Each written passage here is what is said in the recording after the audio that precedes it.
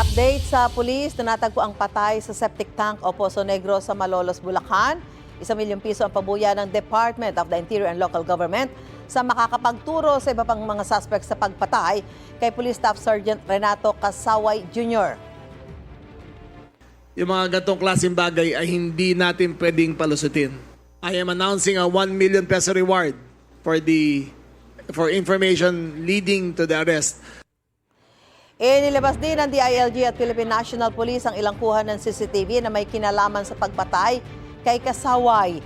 Sa kuha ng CCTV sa Barangay Mohon noong January 24, nakahudi si Casaway. Nakipagkita raw siya noon sa isang police asset na nakapulang jacket.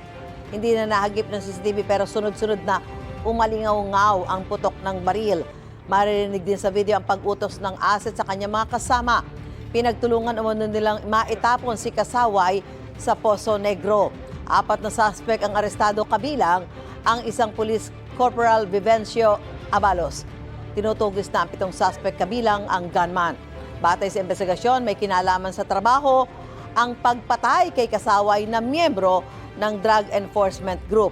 Mainit daw ang mata sa kanya ng mga suspect na sangkot sa illegal na droga. Walang pahayag ang mga inarestong suspect. Gusto mo bang mauna sa mga balita? Mag-subscribe na sa GMA Integrated News sa YouTube at tumutok sa unang balita.